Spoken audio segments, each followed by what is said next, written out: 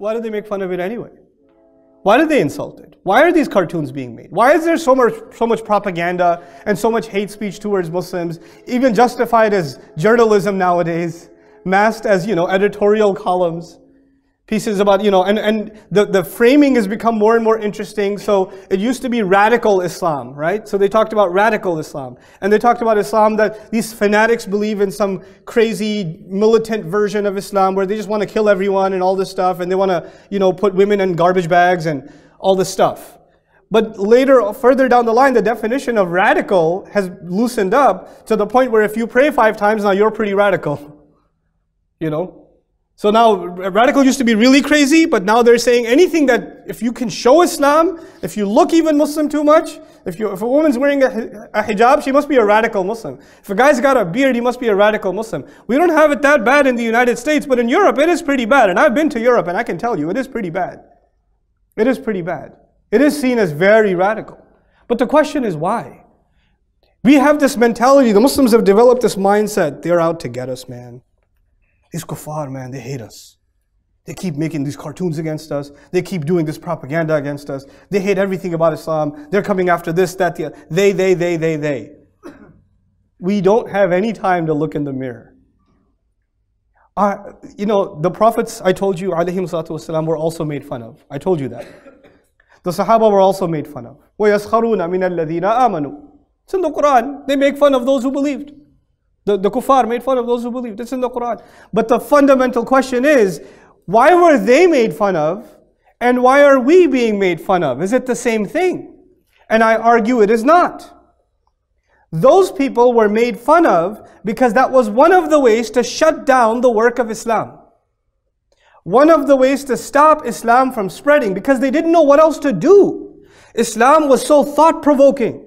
Islam was so eye-opening. Islam called for justice. It questioned injustices happening in that society. And people were gravitating, young people, old people were gravitating towards Islam. And they didn't know how to stop it. So they came out with the tactic of calling the messenger a liar, and that didn't work. Alayhi salatu wassalam.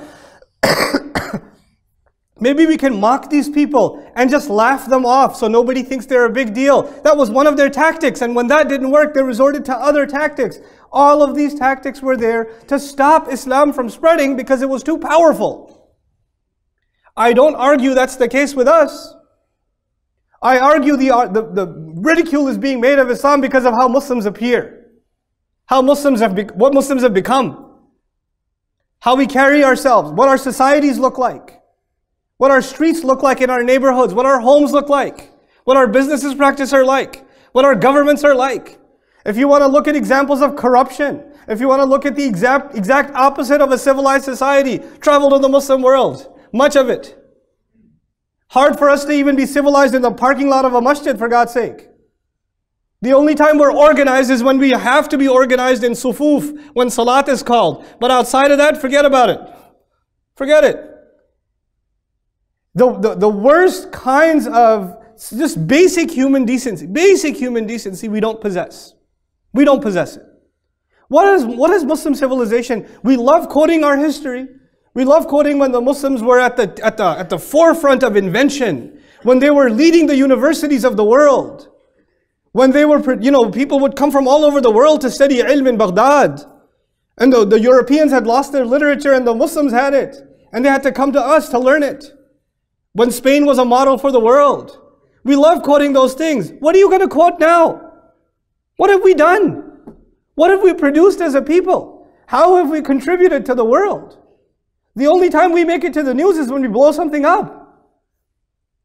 Or when we're in some kind of chaos or another.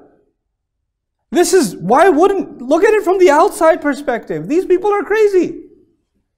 These people are crazy. As a matter of fact, I'm not even going to point the finger at the Muslim world, the rest of the Ummah. Let's talk about Western Muslims for a moment. We come to these societies, and I've dealt with the Muslim community in the United States for quite some time. I've had decent interaction with the Muslim community in England and in Australia. But let me tell you something. The things you see among the Muslims, subhanAllah. I know Muslim business owners that'll lie on their taxes.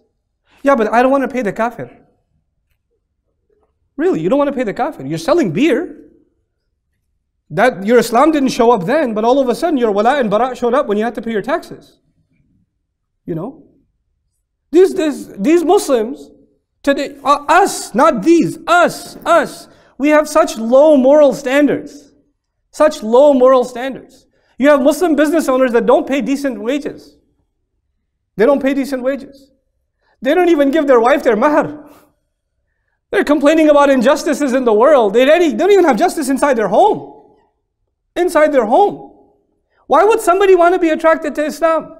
The ayah that I want to share with you today is one of the scariest ayat in the Quran when it comes to this ummah.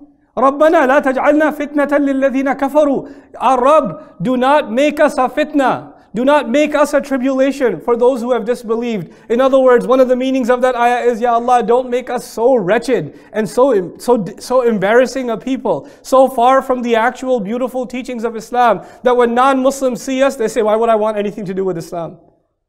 Why would I want to be Muslim? I want to be like these people? This is what I want to be like? They are not justified in them poking fun.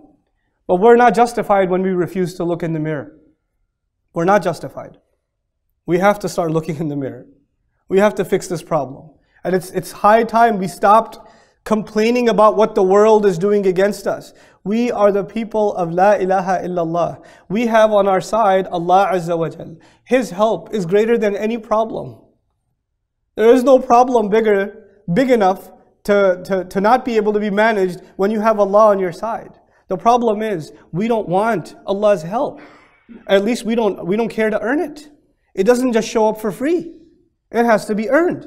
There has to be a transformation that has to happen inside my house. It has to happen inside my family. It has to happen inside my neighborhood. We have lost our moral compass. And I'm not talking about advanced knowledge of deen and fiqh and sharia. I'm talking about basic morality, people. Basic morality. We'll have masajid in the United States and across the world even, where fundraising is taking place. And they're gonna collect money. And once they collect the money, they're gonna say, yeah, we should put this money towards this thing or the other. Well, no, you advertise that you're gonna raise these funds for this project, but now you're putting it in another. No, it's okay, we have a fatwa. You have a fatwa to be dishonest? Where'd you get that from? But that's okay, we could do that. You know?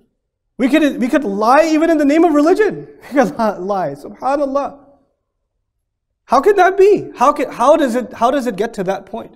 How does it get to the point where you have to argue in your home? You have to argue with your parents, argue that, Dad, really seriously, I really think we should give zakat. No, it's okay. And there's an argument happening inside a Muslim home whether they should give zakat or not. This is happening inside the Muslim family.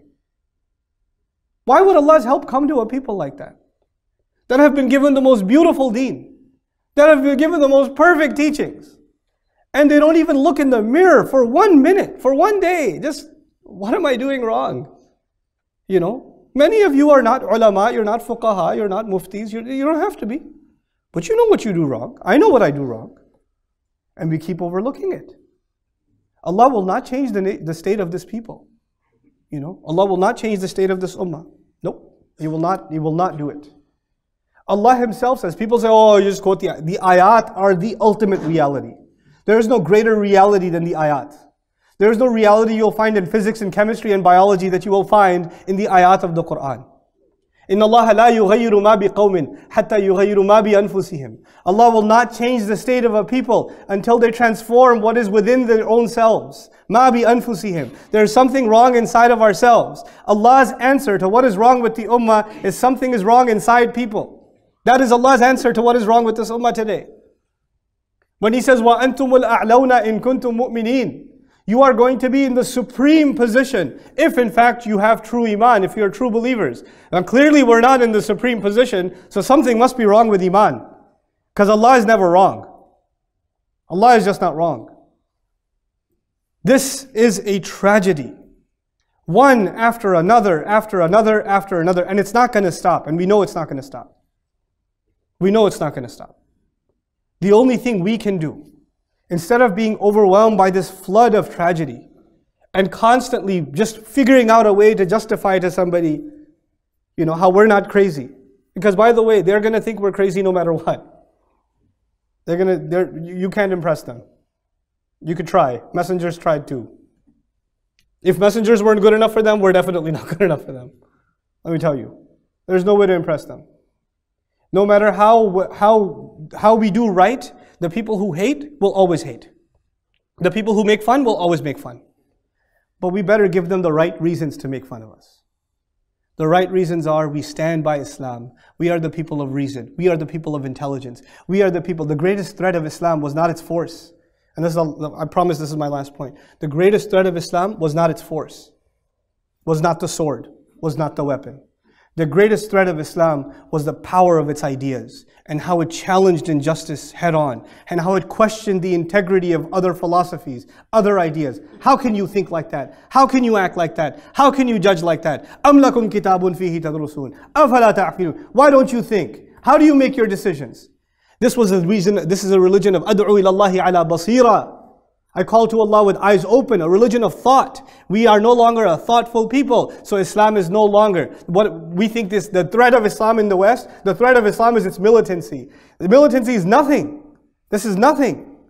The real threat to the Quraysh were rattled, not at Badr, but back in Makkah.